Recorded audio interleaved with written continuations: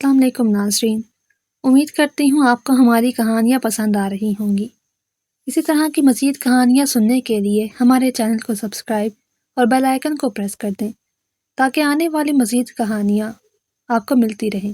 Mister رضا، جانی پہچانی نسوانی آواز سن کر رضا کے قدم تھمے۔ اس نے پلٹ کر دیکھا تو تھوڑے ہی فاصلے پر حوریہ بیگم کھڑی تھی۔ اس نے ہاتھوں میں آئس کریم اٹھا رکھی تھی جو کہ پگھل پگھل کر اس کے ہاتھوں اور اس کے کپڑوں کو گندا کر رہی تھی۔ رضا کے ماتھے پر ناگواری سے چند بل نمودار ہوئے کیونکہ اسے بچوں والی حرکتیں بالکل بھی پسند نہیں تھی۔ وہ سوالیہ انداز میں حوریہ کی طرف دیکھ رہا تھا اور اس کے بولنے کا انتظار کر رہا تھا۔ اگر آپ آج کی تاریخ میں ارشاد فرما دیں گی حوریہ بیگم تو آپ کا مجھ پر احسان عظیم ہوگا۔ میں آپ کی طرح فارغ بالکل بھی نہیں ہوں، مجھے ابھی ایک پیشنٹ کو دیکھنے کے لیے جانا ہے، رضا نے کاٹدار لہجے میں کہا تو وہ ہمت کرتے ہوئے اس کی طرف بڑھی۔ وہ مسٹر رضا، گرمی کافی زیادہ ہو گئی ہے، اس وقت گرمی میں انسان کا دماغ بھی گرم ہو جاتا ہے، تو میں سوچ رہی تھی کہ کیوں نہ آپ کا دماغ ٹھنڈا کرنے کے لیے آپ کو یہ آئس کریم۔ وہ بولتے بولتے آگے کی طرف بڑھ رہی تھی کہ اچانک ہی اس کا پاؤں پتھر سے ٹکرایا۔ وہ اپنا توازن برقرار نہ رکھ پائی اور زور سے رضا کے اوپر جا گری۔ وہ بیچارہ بھی اچانک افتاد کے لیے تیار نہیں تھا، سر کے بل زمین پر جا گرا۔ اب صورتحال ایسی تھی کہ رضا کے اوپر آئس کریم تھی اور آئس کریم کے اوپر محترمہ۔ رضا کے کپڑوں کا بیڑا غرق ہو گیا تھا، جو اس کی فیوریٹ وائٹ شرٹ تھی جو اسے اس کی ماما نے گفٹ کی تھی، اور وہ تحفوں کو بہت سنبھال کر رکھتا تھا۔ حوریہ نے خوف سے اپنی آنکھیں بند کی ہوئی تھی، اس کے ساتھ ہی اس نے رضا کی شرٹ کو اپنی مٹھی میں زور سے دبوچا ہوا تھا۔ دوسری طرف رضا کا سر زور سے زمین سے جا کر ٹکرایا تھا، اس لیے اسے ہوش کی دنیا میں آتے ہوئے بھی کافی وقت لگ گیا۔ اس نے حوریہ کو ہلکا سے جھٹکا دیا تو وہ پٹ سے آنکھیں کھول کر کھڑی ہو گئی۔ اس کا وجود ہولے ہولے لرز رہا تھا۔ تھوڑے ہی فاصلے پر اس کی دوستیں کھڑی تھیں جنہوں نے اسے مشورہ دیا تھا، اگر تم نے رضا کو اپنی محبت میں گرفتار کرنا ہے تو سب سے پہلے اس کے معدے کو فتح کرو، کیونکہ مرد کے دل کا راستہ اس کے معدے سے ہو کر جاتا ہے۔ ابھی تو وہ گھر سے کچھ بھی بنا کر نہیں لائی تھی، اس لیے ماریا کے کہنے پر فوراً سے آئس کریم لے کر رضا کے پاس چلی گئی، لیکن یہاں پر بھی سب کچھ خراب ہو گیا تھا۔ I am really sorry mister Raza, اس نے ہچکچاتے ہوئے بولنا شروع کیا۔ مجھے بالکل بھی اندازہ نہیں تھا کہ یہ سب کچھ ہو جائے، میری ایسی کوئی انٹینشن بھی نہیں تھی، میں تو آپ کو تکلیف پہنچانے کے بارے میں سوچ بھی نہیں سکتی۔ کافی دیر تک حوریہ بولتی رہی، پھر اچانک ہی اس نے محسوس کیا کہ رضا اس دوران ایک لفظ بھی نہیں بولا۔ جیسے ہی اس نے نگاہیں اٹھائیں تو سامنے رضا کی بجائے ماریا کھڑی تھی، جو اپنی ہنسی دبانے کے چکر میں لال پیلی ہو گئی تھی۔ حوریہ سے نظر ملنے پر وہ اپنی گردن پیچھے کی طرف گرا کر زور زور سے ہنسنے لگی اور اس کا مذاق اڑانے لگی۔ رضا اس کی پوری بات سنے بغیر ہی وہاں سے چلا گیا تھا، کیونکہ غصے کے مارے اس کا دماغ گھومنے لگتا تھا، اور جب وہ اپنے قابو سے باہر ہوتا تھا تو وہ کسی کو بھی خاطر میں نہیں لاتا تھا۔ اسے ڈر تھا کہیں ایسا نہ ہو کہ اپنے اسی غصے کی وجہ سے وہ اس لڑکی کو کوئی تکلیف پہنچا دے، جبکہ حوریہ اس کی غیر موجودگی سے مکمل طور پر انجان تقریر کیے جا رہی تھی۔ اس دوران اس کی دوستیں بھی اس کے قریب آ کر کھڑی ہو گئیں، اور اب گراؤنڈ میں اس کی دوستیں آگے آگے بھاگ رہی تھی اور حوریہ اپنا رجسٹر لے کر ان کے پیچھے بھاگ رہی تھی۔ میں تم لوگوں کو نہیں چھوڑوں گی، اور اگر میری محبت بھری کہانی ناکام ہوئی تو اس میں سب سے بڑا ہاتھ تم لوگوں کا ہوگا۔ ایک بار تم لوگ میرے قابو میں آ جاؤ، پھر دیکھو میں تم لوگوں کے ساتھ کیا کرتی ہوں۔ یہ کہتے وہ ہاسپٹل کے پچھلے دروازے سے اندر داخل ہونے ہی لگی تھی کہ اچانک اس کا سر کسی بھاری چیز سے جا کر ٹکرا گیا۔ اب تو اسے واقعی میں دن میں تارے نظر آنے لگے، اور منظر بھی ایک لمحے کے لیے دھندلا گیا تھا۔ یا اللہ، یہاں پر یہ فولادی دروازہ کس نے کھڑا کر دیا؟ کراتے ہوئے جیسے ہی اس نے اپنی نگاہیں بلند کی تو پھر سے رضا کو اپنے سامنے دیکھ کر اس کی سٹی گم ہو گئی۔ اب کی بار رضا کے صبر کا پیمانہ بھی لبریز ہو گیا تھا۔ اس نے ایک جھٹکے سے محترمہ کو پکڑ کر اپنی جانب کھینچا اور اسے زور سے دروازے کے ساتھ لگا لیا۔ اس حصے میں بہت کم لوگ آتے جاتے تھے۔ رضا نے دروازہ بند کر کے ان کا وہ راستہ بھی بلاک کر دیا۔ اب وہ دونوں ہاسپٹل کے اس کارنر میں بالکل اکیلے تھے۔ رضا اسے کھا جانے والی نظروں کے ساتھ دیکھ رہا تھا۔ اس کا ایک ہاتھ محترمہ کے کندھے پر اور دوسرا اس کی کمر پر موجود تھا۔ تم آخر یہ سب کچھ کر کے کیا ثابت کرنا چاہتی ہو؟ رضا ایک ایک لفظ کو چباتے ہوئے بولا۔ میں تمہیں 2 بار پہلے بھی وارننگ دے چکا ہوں کہ بار بار میرے راستے میں مت آیا کرو اور نہ ہی اس طرح کی بچکانہ حرکتیں کر کے میرا دماغ خراب کیا کرو۔ وہ اس کے چہرے پر جھکا، خونخوار لہجے میں بات کرتا اسے کپکپانے پر مجبور کر گیا تھا۔ وہ مسٹر رضا، مجھ سے غلطی ہو گئی، میری ایسی کوئی انٹینشن نہیں تھی۔ یہ کہتے ساتھ ہی اس کی آنکھوں کے سامنے اندھیرا چھانے لگا اور وہ رضا کی بازوؤں میں جھول گئی۔ اب کی بار رضا کے ہاتھ پاؤں پھول گئے۔ یا اللہ، بندے کو اتنا ڈرپوک بھی نہیں ہونا چاہیے، اس نے بغلاتے ہوئے سوچا، اور پھر اگلے ہی پل اس نے ماریا کو کال کی۔ وہ جانتا تھا کہ یہ دونوں بے وقوف لڑکیاں ایک دوسرے کی بیسٹ فرینڈز ہیں۔ ماریا اپنی دوستوں کے ٹولے کے ساتھ وہاں پر آ گئی اور کمر پر ہاتھ رکھ کر لڑنے والے موڈ میں بولی، مسٹر رضا، بتائیں آپ نے ہماری لڑکی کے ساتھ کیا کیا ہے؟ اگر آپ نے کوئی بھی ایسی ویسی حرکت کی ہوئی تو توبہ کرو لڑکی، کس طرح کی باتیں کر رہی ہو تم؟ ڈر کے مارے بے ہوش ہو گئی ہے یہ، اس نے جھنجھلاتے ہوئے کہا۔ تو آپ کو کس نے کہا تھا اپنی گھونچے جیسی آنکھیں پھیلا کر میری معصوم دوست کو ڈرائیں؟ وہ ایک لمحے کے لیے خاموش ہو گیا اور پھر گہری سانس خارج کرتے ہوئے بولا، جو ہونا تھا وہ ہو گیا ہے، اس بارے میں کالج میں کسی کو بھی پتہ نہیں چلنا چاہیے، مائنڈ اٹ۔ ایسے کیسے؟ میں تو پورے کالج میں جا کر اعلان کروں گی کہ آپ نے میری دوست کو ہراساں کیا ہے۔ ماریا اسے اتنی آسانی سے بخشنے کے لیے تیار نہیں تھی۔ حوریہ کو یوں ہی زمین پر گرائے وہ گاؤں کی عورتوں کی طرح محاذ کھول کر کھڑی ہو گئی تھی۔ رضا اس کی دھمکی پر دھیمے سے انداز میں مسکرا دیا۔ ٹھیک ہے، تو پھر میں بھی سر کو بتا دوں گا کہ آپ کو مسٹر وہاج کے ساتھ۔ ماریا کی سٹی اب کی بار گم ہو گئی تھی۔ اس بار وہ کچھ بول بھی نہیں سکی اور رضا اس کے قریب سے گزرتا چلا گیا۔ اس وہاج کے بچے کو تو میں نہیں چھوڑوں گی۔ رضا کے جانے کے بعد وہ اپنی ہتھیلی پر زور سے مکہ مارتے ہوئے بولی۔ دراصل وہ جس ہاسپٹل میں کام کر رہے تھے وہاں کی کچھ پالیسیز، اور اس میں سے سب سے پرومیننٹ پالیسی یہ تھی کہ آپ یہاں پر کھلے عام ریلیشن شپ میں نہیں آ سکتے، جبکہ ماریا اور وہاج کو جہاں بھی موقع ملتا وہ دونوں لو برڈز کی طرح بیٹھ جاتے اور خوشکپیوں میں مصروف ہو جاتے۔ ماریا نے تو اس کے لیے اپنی ڈے ڈیوٹیز کو بھی نائٹ شفٹ کے ساتھ ریپلیس کر دیا تھا اور اس بارے میں سر کو کانوں کان خبر نہیں تھی۔ دوسری طرف حوریہ جب ہوش میں آئی تو اس کی ساری دوستیں ایک بار پھر سے اس کے گرد جمگھٹا بنا کر کھڑی تھی۔ اسے آنکھیں کھولتے دیکھ کر ہی ماریا چہکتے ہوئے بولی، یار حوریہ، قسم سے میں تو تمہاری فین ہو گئی ہوں، تم نے تو واقعی اس شخص کو اپنے قابو میں کر لیا ہے۔ جب تم بے ہوش تھی تو اس شخص کی شکل دیکھنے والی تھی، ارے وہ تو اتنا پریشان ہو گیا تھا کہ میں تمہیں بتا نہیں سکتی۔ مجھے تو پکا یقین ہو گیا ہے کہ وہ تم سے بے تحاشا محبت کرتا ہے۔ حوریہ کا ڈر ایک دم سے غائب ہو گیا۔ وہ پرجوش انداز میں اپنے بال جھٹکتے ہوئے بولی، میں نے تمہیں پہلے ہی کہا تھا کہ مجھ سے محبت کیے بغیر وہ شخص رہ ہی نہیں سکتا۔ دادی جان ٹھیک کہتی ہیں، میں اس قدر حسین ہوں کہ ہر کسی کو ہی مجھ سے پیار ہو جاتا ہے۔ بس اب زیادہ لمبی چھوڑنے کی ضرورت نہیں۔ ماریا نے اسے آئینہ پکڑاتے ہوئے ہوش کی دنیا میں لانے کی کوشش کی تو وہ منہ پھلا کر اٹھ کر بیٹھ گئی۔ رضا حوریہ کا فرسٹ کزن تھا، پوری فیملی میں ہی وہ پرومیننٹ تھا اور وجہ اس کی شاندار شخصیت کے ساتھ ساتھ اس کی ذہانت تھی۔ وہ ڈاکٹر کے پروفیشن سے منسوب ہونے کے ساتھ ساتھ اپنے بابا کے بزنس کو بھی پارٹ ٹائم میں دیکھتا تھا۔ آج تک اس نے جتنی بھی ڈیل فائنل کی تھی اس کے بعد اس کا شمار پاکستان کے مشہور بزنس مین میں ہونے لگا تھا۔ پورے خاندان کی لڑکیاں اس پر مرتی تھی۔ جب بھی کوئی فنکشن وغیرہ ہوتا تو وہ تتلیوں کی طرح اس کے ارد گرد اڑتی تھی، جنہیں دیکھ کر حوریہ کو سخت غصہ آتا، جو کہ رضا کے چچا کی بیٹی تھی۔ وہ بچپن سے ہی بہت زیادہ شرارتی تھی۔ رضا کو اس کی حرکتیں سخت زہر لگتی تھی۔ وہ بارہا اس کو سمجھا چکا تھا لیکن حوریہ باز ہی نہیں آتی تھی۔ اس نے حویلی میں اپنا الگ سے ایک ٹولہ بنایا ہوا تھا جو مل کر سب لوگوں کو پریشان کرتے تھے۔ حوریہ کی سب سے زیادہ جنگیں رضا کے ساتھ ہوتی تھی، چونکہ ان کا گھر بھی ایک دوسرے کے ساتھ تھا اور بیچ میں دیوار بھی نہیں تھی۔ اس لیے حوریہ کا جب دل کرتا دندناتی ہوئی رضا کے گھر پہنچ جاتی اور اس کی ناک میں دم کر دیتی۔ ایک بار تو رضا نے آغا جان کو صاف صاف کہہ دیا تھا کہ اگر وہ لڑکی دوبارہ اس گھر میں تو میں یہ گھر چھوڑ کر چلا جاؤں گا۔ ابھی اس نے یہ بات اپنے منہ سے مکمل طور پر ادا نہیں کی تھی جب حوریہ چھوٹے بچوں کے ساتھ اچھلتی ہوئی حویلی میں داخل ہوئی۔ اس نے پہلے تیکھی نظروں سے رضا کو دیکھا اور پھر آغا جان سے مسکراتے ہوئے بولی، کافی ٹائم ہو گیا ہے آقا جان، ہم لوگوں نے شطرنج نہیں کھیلی، کیا ارادہ ہے آج ایک گیم لگا لیں؟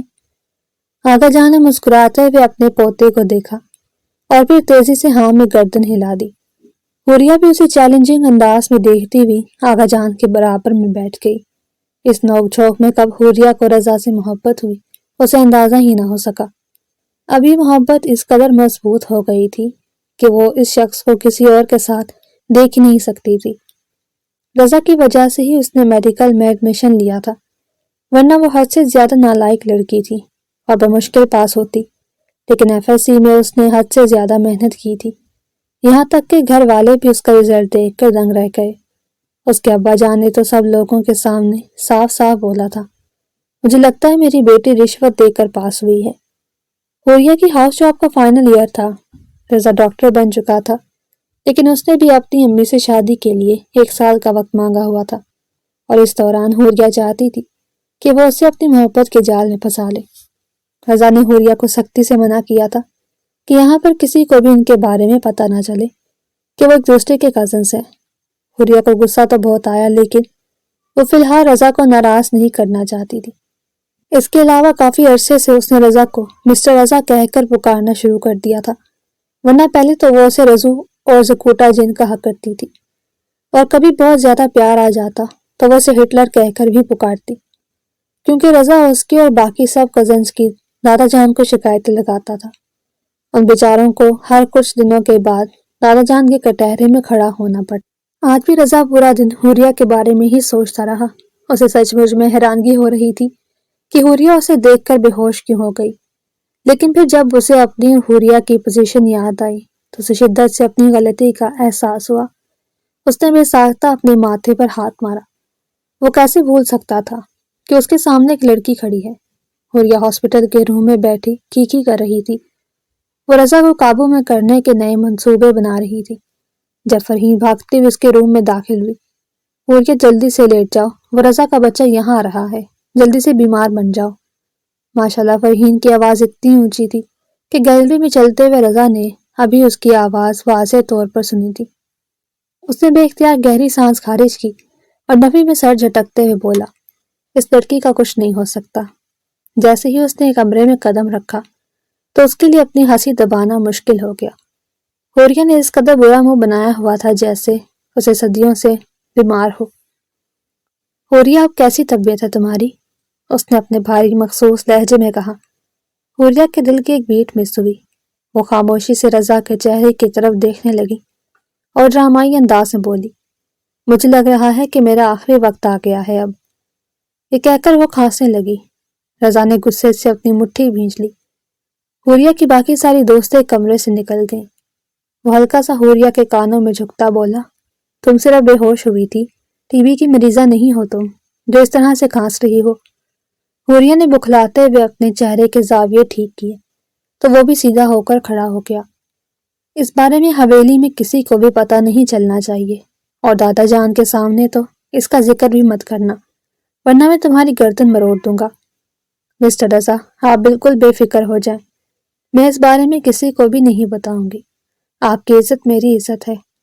حوریہ نے اپنے سینے پر ہاتھ رکھ کر حلیمہ خاتون بننے کی ناکام کوشش کی، لیکن وہ یہ بھول گئی تھی کہ اس کے سامنے ارطغرل غازی نہیں بلکہ جرمنی کا ہٹلر کھڑا ہے۔ بہت خوب، اب جلدی سے اٹھو، میں تمہیں گھر ڈراپ کر دیتا ہوں۔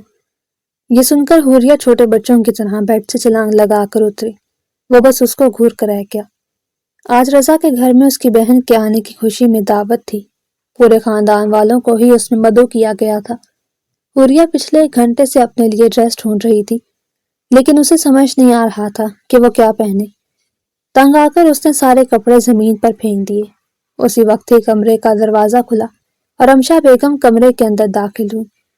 حوریہ کے کمرے کی حالت اور کپڑوں کو اس کے پاؤں میں رلتا ہوا دیکھ کر انہوں نے فوراً ہی اپنی جوتی اتاری، لیکن حوریہ کمال پھرتی کا مظاہرہ کرتے ہوئے فوراً ہی سائڈ پر ہو گئی۔ یہ کیا حال بنایا ہوا ہے تم نے اپنے کمرے کا؟ اور اپنا حلیہ دیکھو، سر جھاڑ منہ پھاڑ۔ میں تمہیں 1000 بار سمجھا چکی ہوں کہ اپنے اندر لڑکیوں والی تھوڑی سی بات لاؤ۔ خاندان کی دوسری لڑکیوں کو نہیں دیکھتی تم، کیسے خود کو سنوار کر رکھتی ہیں، اور تم دیکھو بندہ پہلے ہی نظر میں کنفیوز ہو جاتا ہے کہ لڑکی ہے یا لڑکا۔ اماں، حوریہ نے بے ساختہ چیختے ہوئے کہا۔ بس کرو یہ اماں اماں، اور جلدی سے تیار ہو جاؤ۔ خبردار جو اس بار تم نے جینز شرٹ پہنی، غضب خدا کا، میں اس بار تمہاری ساری جینز شرٹس کو آگ لگاؤں گی۔ وہ زبردستی حوریہ کے کمرے میں داخل ہو کر اب اس کے کپڑوں کی چھانٹی کرنے لگی تھی، لیکن حوریہ کے پاس کوئی بھی ڈھنگ کا لباس نہیں تھا، یہاں تک کہ وہ تو عید پر بھی قمیض شلوار نہیں بنواتی تھی، بلکہ وہاں پر بھی ویسٹرن ڈریسز ہی خریدتی تھی، کیونکہ بقول اس کے قمیض شلوار میں وہ پلنگ لگتی تھی۔ بالآخر حوریہ نے ہار مانتے ہوئے اپنی امی کی پسند کا ایک گہرا نیلا کامدار جوڑا پہن ہی لیا۔ بال جو ہمیشہ پونی ٹیل میں جکڑے رہتے تھے، آج کندھوں پر کھلے چھوڑ دیے۔ جب وہ آئینے کے سامنے کھڑی ہوئی تو خود کو پہچاننا مشکل تھا۔ لگتا ہے آج رضا کے دل کا راستہ میدے سے نہیں بلکہ میری ان اداؤں سے ہو کر جائے گا۔ اس نے خود کلامی کی اور شرارتی مسکراہٹ کے ساتھ حویلی کی طرف چل دی۔ اسے پورا یقین تھا کہ آج وہ رضا کو اپنے قابو میں کرنے کے قابل ہو جائے گی۔ وہ دل ہی دل میں بہت زیادہ ایکسائٹڈ بھی تھی۔ اس نے اپنی دوستوں کو بھی وہاں پر آنے کی دعوت دی تھی، لیکن اس کے دوستوں نے کہہ کر انکار کر دیا کہ ہم پرائی شادی میں عبداللہ دیوانہ بن کر نہیں آنا چاہتے۔ اگر دعوت تمہارے گھر میں ہوتی تو ہمیں آنے میں کوئی مسئلہ نہیں تھا، لیکن اس ہٹلر کے گھر انویٹیشن کے بغیر جا کر ہم لوگوں نے ذلیل نہیں ہونا۔ جب وہ وہاں پر پہنچی تو باہر لان کو بہت ہی خوبصورتی سے سجایا گیا تھا۔ تائی جان ہمیشہ ہی زبردست تھیم چنتی تھی اور وہ واقعی میں ان کے ذوق کی دیوانی تھی۔ وہ وہاں پر لگی لائٹس کو دیکھتے ہوئے دل ہی دل میں خود سے مخاطب ہوتے ہوئے بولی، تائی جان بس آپ جلدی سے مجھے بہو بنا لیں، پھر دونوں ساس بہو مل کر کام کیا کریں گی۔ ابھی بہت کم مہمان وہاں پر آئے تھے۔ وہ فوراً سے تائی جان کے پاس پہنچ گئی اور ان سے کام کے بارے میں پوچھنے لگی۔ تائی تو حیرت کے سمندر میں غوطہ زن ہو گئی، کیونکہ لڑکی وہی تھی جو خود کبھی اٹھ کر پانی بھی نہیں پیتی تھی۔ پانی کے لیے بھی اسے ملازموں کی ایک فوج چاہیے ہوتی تھی، اور ابھی وہ اتنی بڑی دعوت میں ان سے کام کاج کے بارے میں پوچھ رہی تھی۔ تائی نے بے ساختہ اس کے گالوں کو اپنے ہاتھ کی پشت سے چھوا اور پیار بھرے انداز میں بولی، میری پیاری بچی، تمہاری طبیعت تو ٹھیک ہے؟ تمہیں بخار تو نہیں؟ ان کا لہجہ کافی دھیما تھا۔ ارے تائی جان، مجھے کیا ہونا ہے، میں بالکل ٹھیک ہوں، ہٹی کٹی ہوں اور آپ کے سامنے ہوں۔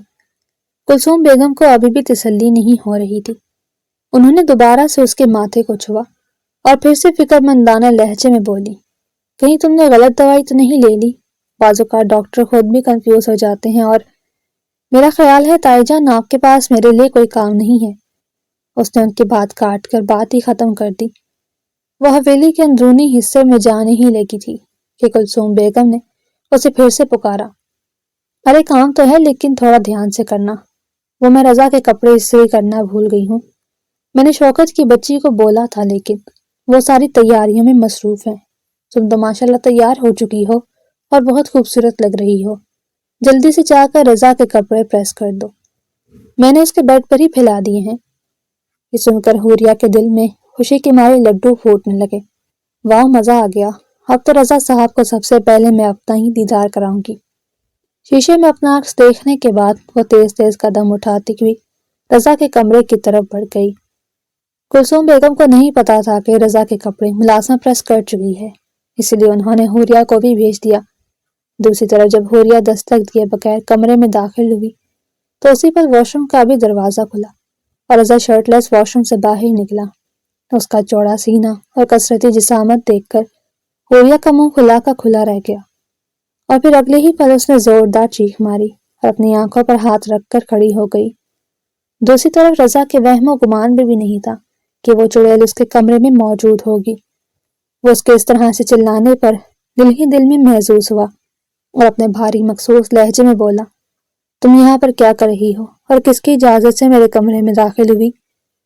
اس کے لہجے میں شوخی کے ساتھ ساتھ غصے کا بھی عنصر تھا۔ وہ مسٹر رضا، مجھے آپ کی امی جان نے کہا تھا کہ میں آپ کے کپڑے پریس کر دوں۔ رضا نے یہ سن کر کوئی جواب دینے کے بجائے اس لڑکی کو سر سے لے کر پاؤں تک گھورا۔ وہ واقعی میں پہلے سے الگ اور حسین لگ رہی تھی۔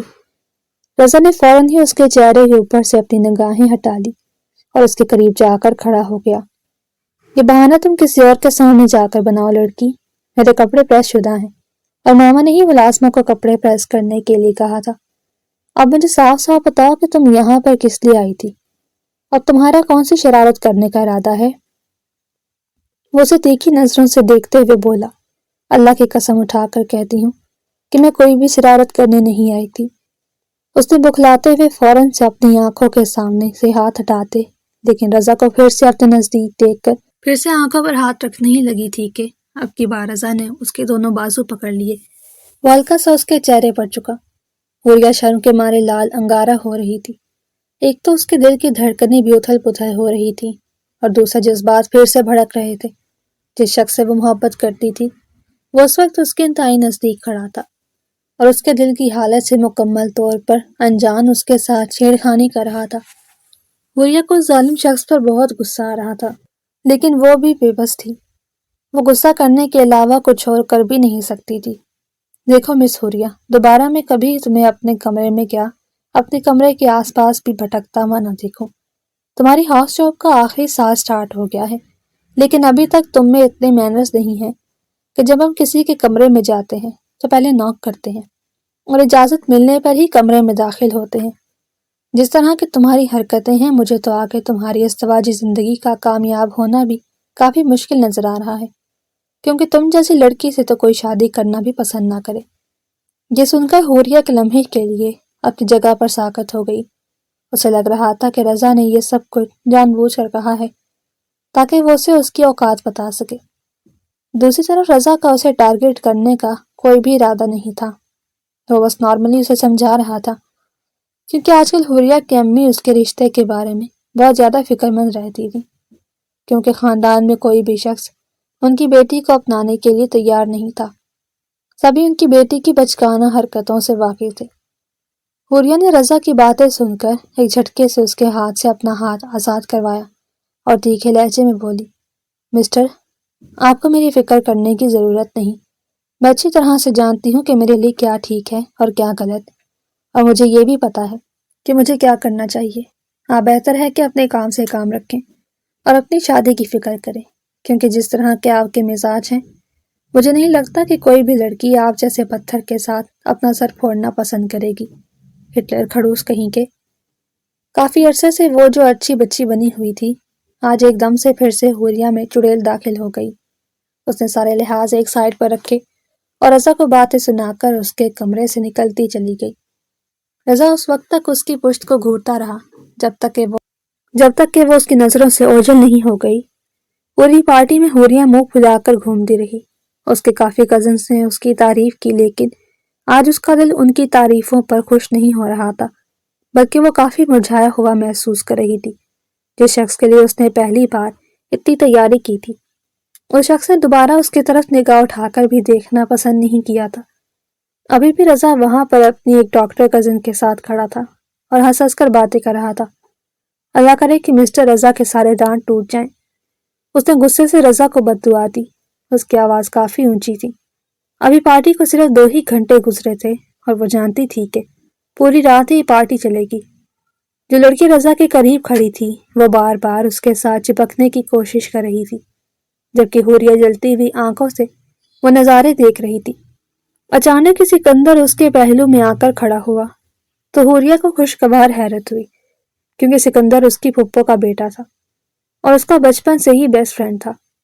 دونوں ایک ساتھ ہی کھیل کر جوان ہوئے تھے۔ ابھی کچھ عرصہ پہلے ہی سکندر ایک بزنس ٹرپ کے سلسلے میں ملک سے باہر گیا تھا۔ ابھی تھوڑی دیر پہلے ہی اس کی واپسی ہوئی تھی اور وہ سیدھا پارٹی میں ہی آ گیا تھا۔ سکندر، حوریہ باقاعدہ طور پر اونچی آواز میں چیخی۔ اس کی آواز آس پاس کے لوگوں کو بھی سنائی دی۔ رضا نے بھی چونک کر سر اٹھا کر حوریہ اور سکندر کو دیکھا۔ ایک پل کے لیے اسے تھوڑا عجیب لگا، لیکن اگلے ہی پل وہ اپنا سر جھٹکتے ہوئے پھر سے شہرینہ سے باتیں کرنے لگا، جو کہ کافی اچھی اور سمجھدار لڑکی تھی۔ آج کل پاپا اور اماں اسی سے شہرینہ کے بارے میں ہی باتیں کر رہی تھی۔ وہ اپنی ماما کی وجہ سے ہی مجبور ہو کر اسے سوال جواب کر رہا تھا، اور اب اسے کافی اچھا بھی لگنے لگا تھا، کیونکہ شہرینہ اور اس کا مزاج کافی حد تک ایک دوسرے سے ملتا تھا۔ جبکہ حوریہ اور سکندر تھوڑے ہی فاصلے پر کھڑے اپنے جلے ہوئے دل کے پھپھولے پھوڑ رہے تھے۔ شہرینہ کو سکندر پسند کرتا تھا اور رضا کو حوریہ پسند کرتی تھی۔ اب دونوں کا ٹارگٹ ایک ہی تھا اور منزل بھی ایک ہی۔ مجھے بتاؤ کہ ہم لوگوں کو کیا کرنا چاہیے؟ سکندر، کیونکہ میں رضا کو کسی اور کے ساتھ برداشت نہیں کر سکتی۔ تمہاری سو کال محبت پر مجھے بہت غصہ آ رہا ہے۔ دل کر رہا ہے کہ میں آگے بڑھ کر اس کے بال پکڑ کر اس کو گنجا کر دوں۔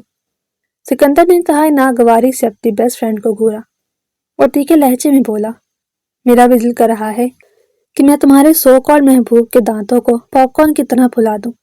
میرے پاس اس کے لیے ایک بہت ہی زبردست حل ہے، تو میرے ساتھ چلو۔ اور پھر تھوڑی ہی دیر میں سکندر نے ایک چھوٹے سے بچے کو رضا کے پاس بھیجا اور اسے حویلی کے پچھلے حصے میں بلایا۔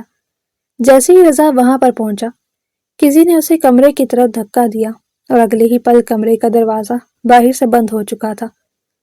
جب تک رضا کو ساری بات سمجھ میں آئی تب تک بہت دیر ہو چکی تھی۔ وہ زور زور سے دروازہ پیٹ رہا تھا لیکن کوئی بھی اس کی پکار سننے والا نہیں تھا۔ دادی جان نے پریشانی سے سکندر سے پوچھا، رضا بیٹا کہاں پر ہے؟ مجھے نظر نہیں آ رہا، ابھی تھوڑی دیر پہلے تو وہ یہیں پر تھا۔ سکندر نے حوریہ کو گھورا تو حوریہ نے بھی کندھے اچکا دیے اور انتہائی معصومیت سے بولی، دادی جان مجھے بھی کوئی آئیڈیا نہیں ہے، مجھے خود ان سے بہت ہی امپورٹنٹ بات کرنی تھی۔ اس نے ایک ایک لفظ کو چباتے ہوئے شہرینہ کو اپنی نظروں کے زاویے میں لیتے ہوئے کہا، جو کہ اب رضا کے بعد فرحان کے ساتھ جا کر مصروف ہو گئی تھی۔ اس کی شخصیت ہی ایسی تھی، اسے جہاں پر بھی امیر آدمی ملتا وہ اسی کے ساتھ ہی سیٹ ہونے لگتی۔ ابھی جب سکندر نے اسے فرحان کے پہلو میں کھڑے دیکھا تو اس کو دلی صدمہ پہنچا اور اس کے ساتھ ہی اس کے 2 دن کی محبت کی حقیقت بھی اس کی نظروں کے سامنے واضح ہو گئی۔ وہیں پر ہی اس کا دل بھی ٹوٹ گیا۔ باقی جتنی بھی دیر وہ پارٹی میں بیٹھا رہا، مرزا غالب بننے کی ناکام ایکٹنگ کرتے ہوئے اپنے دل کے پپولے پھوڑتا رہا، جبکہ اب حوریہ کا دل کافی حد تک سکون میں آ چکا تھا اور رات گئے حویلی سے باہر نکلنے ہی لگی تھی کہ کسی نے اس کا ہاتھ پکڑ کر اسے سائڈ پر کھینچا۔ وہاں پر کافی اندھیرا تھا اور جس شخص نے اسے کھینچا تھا اس کا چہرہ پہچاننے میں حوریہ کو کافی دیر لگ گئی۔ وہ رضا ہی تھا۔ مسٹر رضا، آپ یہاں پر؟ تم نے کیا سوچ کر مجھے بستر میں بند کیا ہے؟ وہ اس کی گردن پر اپنا ہاتھ رکھتے ہوئے خونخوار لہجے میں بولا، آج پارٹی پر اسے ڈاکٹر جنید سے ملاقات کرنی تھی کیونکہ پارٹی کا مرکز وہی شخص تھا، لیکن اس لڑکی کی بے وقوفی کی وجہ سے سب کچھ برباد ہو گیا تھا۔ مسٹر رضا، میں نے آپ کو وہاں پر بند نہیں کیا۔ حوریہ کی آنکھوں میں آنسو چمکنے لگے اور کچھ آنسو اس کی آنکھوں سے ٹوٹ کر اس کے گالوں پر بھی آ کر ٹھہر گئے۔ میں نے ابھی کیمرے کی فوٹیج نکالی ہے اور جس شخص نے مجھے دھکا دیا تھا میں نے اس سے بھی پتہ کروا لیا ہے، اس لیے جھوٹ کا تو کوئی سوال ہی پیدا نہیں ہوتا۔ مجھے صاف صاف بتاؤ کہ اس حرکت کا کیا مقصد تھا؟ حوریہ اسے یہ تو نہیں بتا سکتی تھی کہ وہ جالس ہو رہی تھی اور جالسی کی وجہ سے ہی اس نے یہ حرکت کی ہے، اس لیے اس کی آنکھوں میں آنکھیں ڈال کر 2 ٹوک لہجے میں بولی، آپ نے بھی تو مجھے اپنے کمرے میں بلا کر ذلیل کیا تھا، بس میں نے اسی چیز کا بدلہ لیا۔ اپنے اس بدلے کے چکر میں تم نے میرا کام بگاڑ دیا ہے بے وقوف لڑکی، ایک تو تمہیں کچھ کہنا بھی فضول ہے۔ رضا نے اس کا بازو زور سے جھٹکا تو وہ زمین پر گرتے گرتے بچی۔ آپ ایک بہت ہی بدتمیز خود پرست انسان ہیں جسے اپنے علاوہ کسی کی کوئی پرواہ نہیں۔ آپ جیسے انسان سے کسی کو محبت ہی نہیں کرنی چاہیے۔ حوریہ نے چھوٹے بچوں کی طرح اچھلتے ہوئے باقاعدہ طور پر روتے ہوئے کہا۔ اب وہ واقعی میں تھکتی جا رہی تھی، اسے لگ رہا تھا کہ اس کا صبر جواب دینے لگا ہے، اب وہ مزید اس انسان کے پیچھے نہیں بھاگ سکتی۔ دوسری طرف حوریہ کی آنکھوں میں آنسو اور اس کی حالت دیکھ کر رضا ٹھٹک گیا، لیکن پھر اپنے مخصوص انداز میں پرسکون لہجے میں بولا، میں ایسا ہی ہوں اور میں ہمیشہ ایسا ہی رہوں گا۔ اگر تو کسی نے میرے ساتھ امیدیں لگائی ہوئی ہیں تو وہ اپنے ساتھ زیادتی کر رہا ہے۔ وہ ٹھنڈے لہجے میں کہتا انگلی اٹھاتے ہوئے حوریہ کو دھمکی دیتے بولا، اب کی بار یہ تمہاری آخری غلطی تھی، اس کو میں معاف کر رہا ہوں۔ دوبارہ اگر تم نے میرے معاملات میں گھسنے کی کوشش کی تو قسم اٹھا کر کہتا ہوں تمہارا ذرا بھی لحاظ نہیں کروں گا۔ اس بار تو تمہاری ماں اور دادا جان بھی تمہیں مجھ سے نہیں بچا پائیں گے۔ بہت ہو گیا، میں نے تمہاری بہت بدتمیزیاں برداشت کر لی، لیکن اب مزید نہیں۔ وہ جاتے جاتے پلٹا، اور ہاں، وہ سکندر سے بھی دور رہو، وہ اچھا آدمی نہیں ہے۔ آج حوریہ کو سکندر کے ساتھ دیکھ کر اسے پتہ نہیں کیوں غصہ آ گیا تھا، جبکہ حوریہ اس کی بات سن کر ضد کرتے ہوئے بولی، وہ میرا بیسٹ فرینڈ ہے اور ہمیشہ میرا دوست رہے گا۔ آپ اپنے کام سے کام رکھیں، میرے کام میں مداخلت مت کیجیے، کیونکہ میں ایسی ہوں اور ہمیشہ ایسی ہی رہوں گی۔ وہ اسی کی ٹون میں جواب دیتی ہوئی تنفن کرتی اپنے گھر کی طرف بھاگی۔ اسے ابھی بھی اپنے بازو میں درد کی لہریں اٹھتی محسوس ہو رہی تھی جیسے ہی وہ گھر میں داخل ہوئی اس کی اماں نے اسے روتے ہوئے دیکھا تو پریشان ہو گئی۔ ارے رو کیوں رہی ہو؟ ان کی بیٹی بلا شبہ انہیں حد سے زیادہ تنگ کرتی تھی، لیکن اس کے باوجود وہ اس بے وقوف حوریہ سے بے تحاشا محبت کرتی تھی۔ دوسری طرف اماں کی بات سن کر حوریہ کے کمرے کی طرف بڑھتے قدم نے یو ٹرن لیا۔ وہ اماں کے قریب آئی اور ان کے گلے لگ کر پھوٹ پھوٹ کر رونے لگی۔ اماں مجھے وہ زہر لگتا ہے، مجھے وہ بہت برا لگتا ہے، میرا دل کرتا ہے میں اس کی جان لے لوں۔ وہ پھوٹ پھوٹ کر رو رہی تھی، جبکہ اس کی ماں پیار سے اس کے بالوں میں ہاتھ پھیر رہی تھی۔ اگر وہ زہر لگتا ہے حوریہ تو پھر اس کے لیے روتی کیوں ہو؟ کسی ایسے کے لیے خود کو ہلکان مت کرو جسے تمہارے آنسوؤں کی قدر نہ ہو۔ کل ہی تمہارے تایا زاد حماد کا فون آیا تھا، وہ تمہیں پسند کرتا ہے۔ میں تمہارے ابا سے بات کروں گی کہ اب تمہاری بات کہیں اور پکی کر دی جائے۔ یہ سن کر حوریہ اپنی جگہ پر جم گئی۔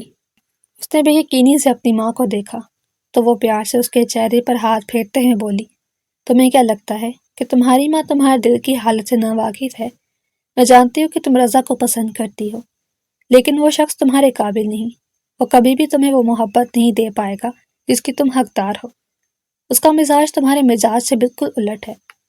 امی جان میں فی الحال کسی سے بھی شادی نہیں کرنا چاہتی، اور نہ ہی میرے دل میں رضا کمال کے لیے فیلنگز ہے۔ وہ آہستہ سے اپنی ماں کے ہاتھوں سے اپنے ہاتھ چھڑواتے ہوئے اپنے کمرے کی طرف بھاگی۔ اس کے گال شرم کے مارے لال ہو رہے تھے، اور وہ سوچ رہی تھی کہ اگر اس کی ماں سب کچھ نوٹ کر سکتی ہے تو رضا کو احساس کیوں نہیں ہو رہا۔ اس نے پھر سے دل ہی دل میں رضا کو کوسا اور اپنے کمرے میں آرام کرنے کے لیے چلی گئی۔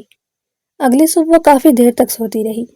جب وہ اٹھی تو اس کے موبائل پر سینکڑوں کے حساب سے مس کالز آئی ہوئی تھی۔ آج اس کے دن کی ڈیوٹی تھی۔ اس نے فوراً سے ماریہ کو کال ملائی تو وہ اسے تسلی دیتے ہوئے بولی، فکر مت کرو، میں نے تمہارے دن کی ڈیوٹی کر لی ہے، اب تم میری جگہ رات کی ڈیوٹی کر لینا۔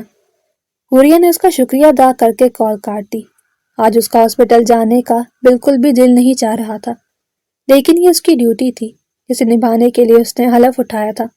اب ہر حال میں اسے پورا کرنا تھا۔ شام کے وقت وہ ہاسپٹل پہنچی ہی تھی کہ ریسیپشن پر کھڑی عالیہ کی بات سن کر اس کے قدم وہیں پر جم گئے۔ وہ تیزی سے اس کے پاس گئی جو مسٹر رضا کمال کے بارے میں بات کر رہی تھی۔ حوریہ کا دل پھر سے غصے کے مارے جلنے لگا۔ وہ رضا کا نام کسی اور کے ساتھ برداشت نہیں کر سکتی تھی، اسی وجہ سے تیز لہجے میں بولی، خبردار جو تم نے مسٹر کمال کی طرف نگاہ اٹھا کر بھی دیکھا ورنہ میں تمہاری آنکھیں نکال لوں گی۔ یہ سن کر عالیہ نے اس سے حیرت سے گھورا، کیا مطلب ہے تمہارا؟ اب یہ مت کہنا کہ تم بھی اسے پسند کرتی ہو۔ او ہیلو، وہ میرا شوہر ہے، ہم دونوں کا نکاح ہو چکا ہے اور ہم ایک دوسرے کے کزن بھی ہیں، شاید تم لوگوں کو ابھی تک یہ بات معلوم نہیں۔ حوریہ نے یہ کہہ کر انہیں اپنی فیملی فوٹو بھی دکھائی جس میں وہ اور رضا ایک ہی فیملی میں کھڑے تھے اور ایک دوسرے کے برابر میں تھے۔ میں تم لوگوں کو نکاح کی تصویریں بھی بہت جلد دکھاؤں گی، ابھی فوٹوگرافر کی طرف سے میرے پاس وہ پکچرز نہیں آئی ہیں۔ یہ کہہ کر حوریہ اپنے بال جھٹکتے ہوئے وہاں سے چلی گئی، جبکہ عالیہ کو سانپ سونگ گیا۔ اس نے غصے سے اپنے پاؤں پٹکتے ہوئے چیختے ہوئے بولی، ہمیشہ میرے ساتھ یہ ایسا کیوں ہوتا ہے؟ قریب کھڑے سینئر ڈاکٹر نے اسے گھورا، میڈم آپ بھول رہی ہیں کہ اس وقت آپ اپنے کمرے میں نہیں بلکہ ہاسپٹل میں موجود ہیں، تھوڑا سا ہاسپٹل کے ڈیکورم کا خیال رکھیں، آپ کی بڑی مہربانی ہوگی۔ حوریہ کی ڈیوٹی ٹائمنگ شروع ہو چکی تھی، رات کا وقت تھا۔ وہ پیشنٹس کے کمروں کا چکر کاٹ رہی تھی کہ اچانک ایک نرس بھاگتی ہوئی اس کے پاس آئی۔ ایمرجنسی میں ایک سیریس کیس آیا تھا۔ ہاسپٹل میں اس وقت کوئی بھی سینئر ڈاکٹر موجود نہیں تھا سوائے حوریہ کے، اس کی بھی پریکٹس ابھی تک مکمل نہیں ہوئی تھی۔ نرس کی بات سن کر وہ بکھلا گئی، اس کے ہاتھ پاؤں پھول گئے۔ اس نے رضا کو کالز کی مگر رضا اس کی کال بھی نہیں اٹھا رہا تھا۔ رضا کا فون سائلنٹ پر تھا۔ حوریہ کے سامنے بیڈ پر موجود وہ 10 سالہ بچہ خون میں لت پت تھا، اسے گہری چوٹیں آئی تھیں اور سانس لینے میں شدید دشواری ہو رہی تھی۔ نرس نے حوریہ کے کندھے پر ہاتھ رکھ کر اسے جھنجھوڑا اور مضبوط لہجے میں کہا، ڈاکٹر حوریہ، آپ اس وقت یہاں واحد ڈاکٹر ہیں، اگر آپ نے ہمت نہ کی تو یہ بچہ دم توڑ دے گا، آپ کو اس کی سرجری کی شروعات کرنی ہوگی، پلیز خود کو سنبھالیں اور ہمت سے کام لیں، آپ ہی ہیں جو اس معصوم بچے کی زندگی بچا سکتی ہیں۔ حوریہ نے گہری سانس لی، اس کے دماغ میں رضا کے وہ الفاظ گونج رہے تھے، تم جیسی لڑکی جو اپنی زندگی کے ساتھ سیریس نہیں، وہ اپنے پروفیشن کے ساتھ کیسے سیریس ہو سکتی ہے؟ تم جیسی لڑکی کو ڈاکٹر کی فیلڈ میں آنا ہی نہیں چاہیے تھا۔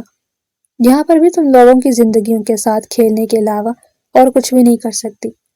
اس نے اپنی آنکھیں سختی سے بند کی اور خود سے کہا، حوریہ، آج تمہیں ثابت کرنا ہے کہ تم صرف ایک کم عقل اور بے وقوف لڑکی نہیں بلکہ قابل ڈاکٹر بھی ہو۔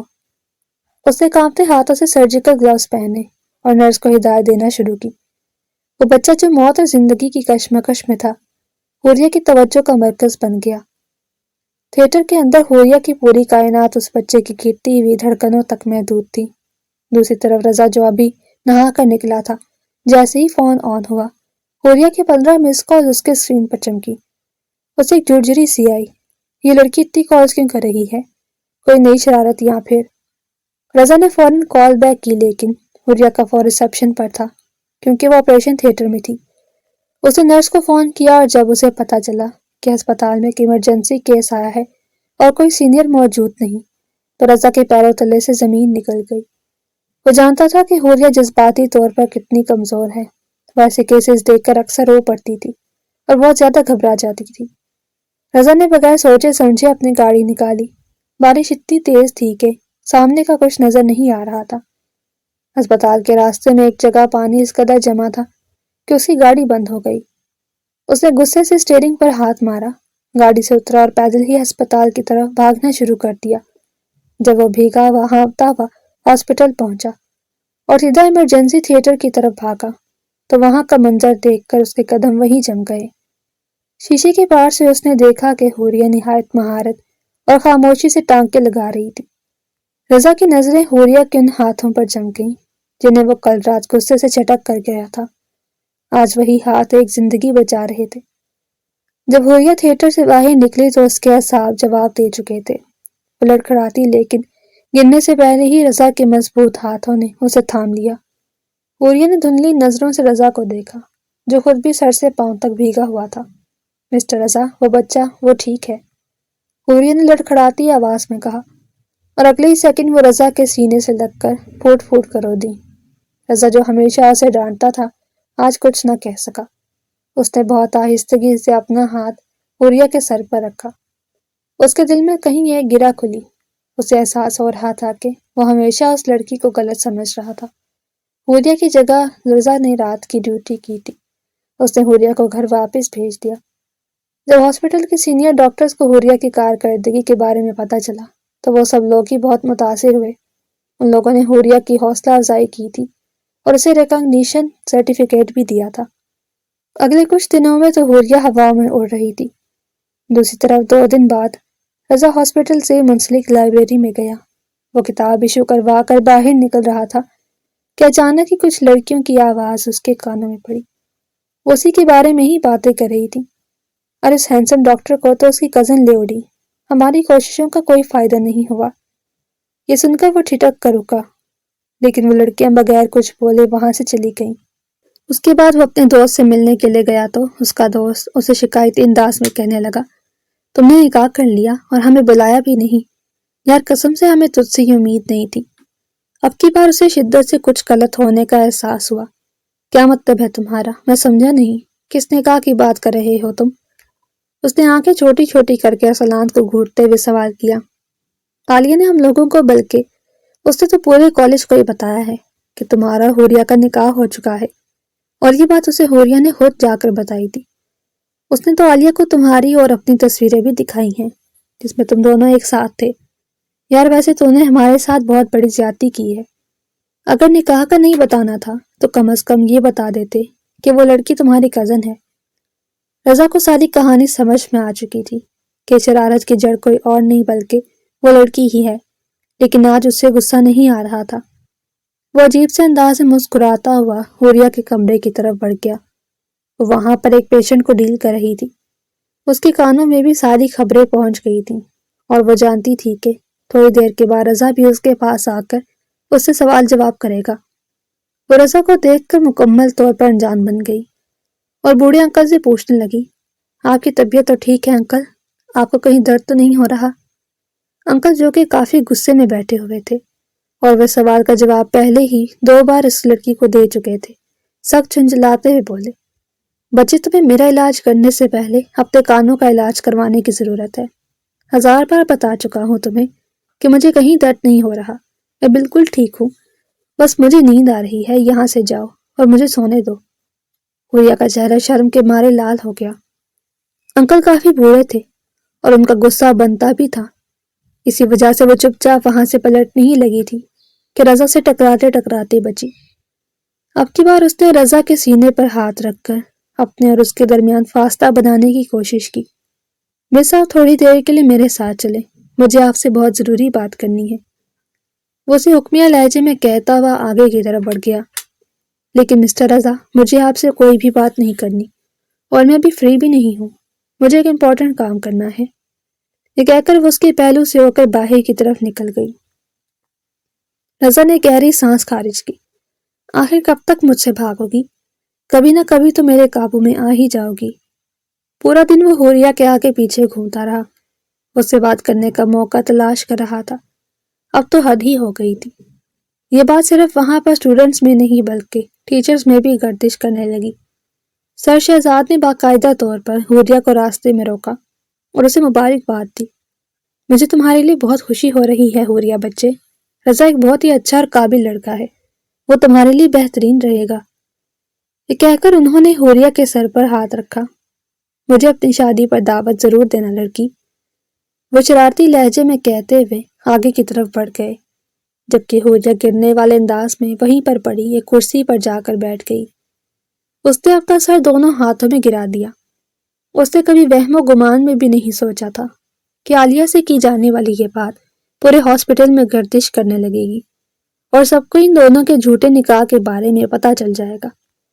ابھی تو وہ باقیوں کو صفائیاں پیش نہیں کر پا رہی تھی، نہ جانے رضا کو کیسے سمجھاتی کہ اس نے یہ سب کچھ جان بوجھ کر نہیں کیا، بس اسے ہو گیا تھا۔ چھٹی کے ٹائم وہ اسٹاف روم میں جا کر اپنا سامان اٹھانے کا ارادہ رکھتی تھی۔ اس سے پہلے اس نے نرس کو کال کی اور اسی سے رضا کے بارے میں پوچھا۔ وہ یقین دہانی کروانا چاہتی تھی کہ کہیں رضا اسٹاف روم میں تو نہیں ہے۔ نرس نے اسے تسلی دی کہ وہ 15 منٹ پہلے ہی نکل چکے ہیں۔ حوریہ خوشی خوشی اسٹاف روم میں داخل ہوئی۔ وہ اپنا بیگ اٹھا ہی رہی تھی کہ کسی نے پیچھے سے دروازہ بند کر دیا۔ حوریہ کی سانسیں اٹکنے لگی، اس کے لیے پلٹنا مشکل ہو گیا تھا۔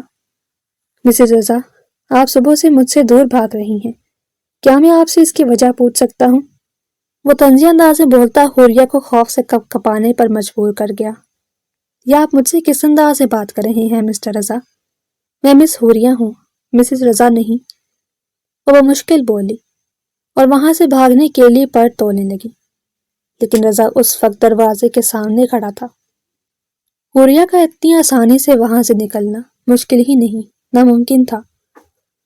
اس نے بے بسی سے رضا کے چہرے کو دیکھا جو اب اس کے نزدیک آ رہا تھا۔ پیچھے میز ہونے کی وجہ سے حوریہ رک گئی تھی۔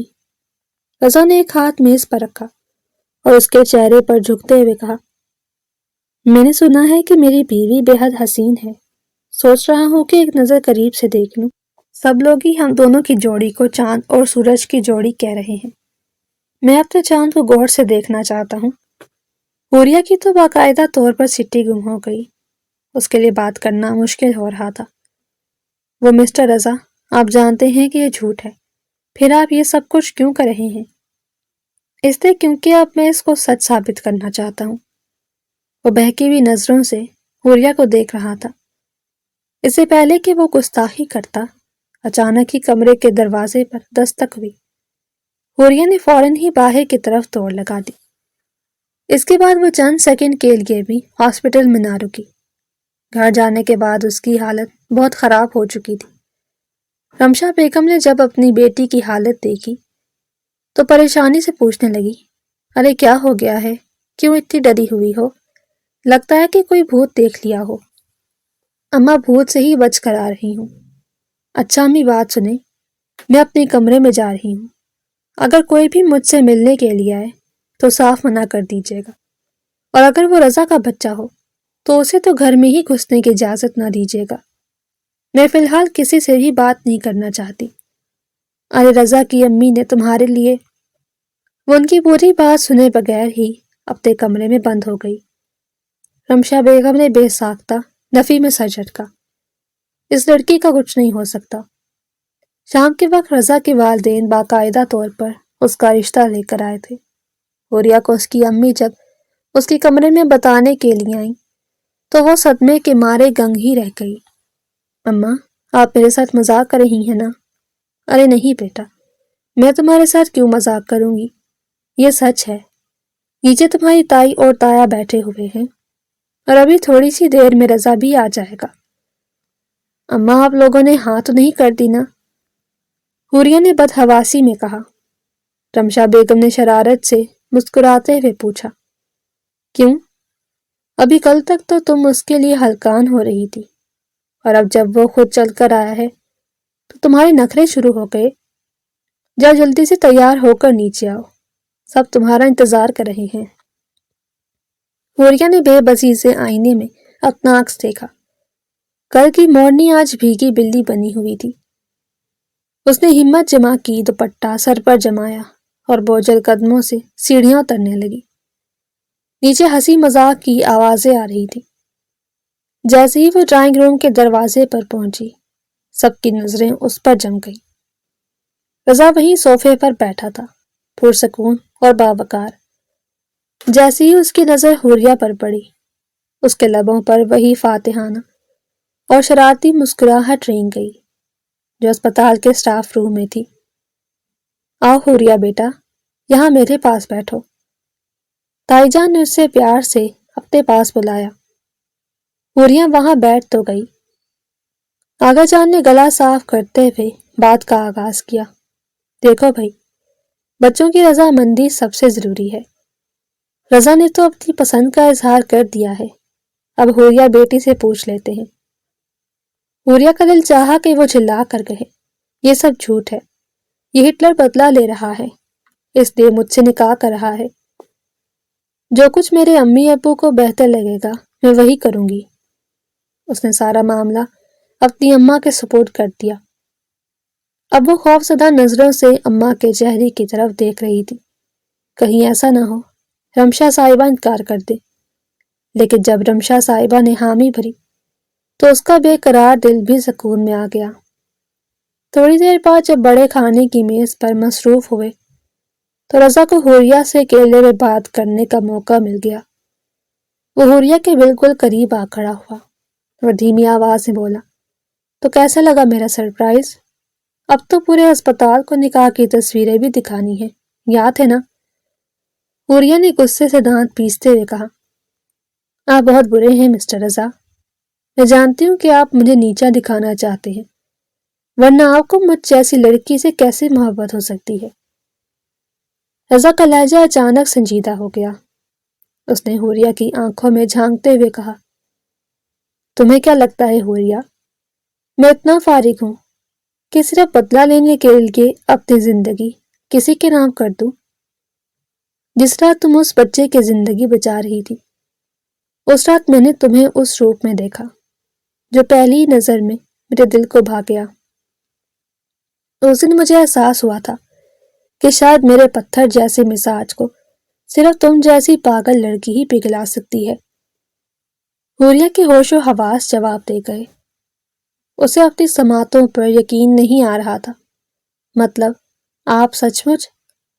مطلب یہ کہ رضا نے اس کے سر سے سرکتا ہوا دوپٹہ درست کیا۔ اب جھوٹے نکاح کی افواہیں پھیلانے کی ضرورت نہیں پڑے گی۔ اگلے مہینے کی 20 تاریخ پکی کر دی گئی ہے، اب بھاگ کر دکھاؤ جتنا بھاگنا ہے۔ حوریہ کا چہرہ شرم سے گلابی ہو گیا۔ وہ جو ہمیشہ دوسروں کو اپنی باتوں سے لاجواب کر دیتی تھی، آج خود لفظوں کی محتاج تھی۔ شرینہ کے حوالے سے بھی رضا نے اس کو کلیئر کر دیا تھا کہ اسے شرینہ میں کبھی انٹرسٹ ہی نہیں تھا، وہ صرف اپنی ماں کی وجہ سے اس کو برداشت کر رہا تھا۔ جس دن حوریہ اور رضا کا نکاح ہوا، اس سے 2 دن پہلے ماریا اور وہاج کا بھی نکاح ہوا تھا۔ ان کی ہاؤس جاب بھی کمپلیٹ ہو گئی تھی۔ جہاں تک سکندر کا سوال تھا تو وہ لڑکیوں کو چھوڑ کر ایک بار پھر سے اپنے بزنس میں مصروف ہو گیا تھا۔ اگر آپ کو ہماری کہانی پسند آئی ہے تو لائک کریں، اور اس طرح کی مزید دلچسپ کہانیاں سننے کے لیے ہمارے چینل کو سبسکرائب کریں اور کامنٹ سیکشن میں اپنی رائے کا اظہار ضرور کریں۔ شکریہ۔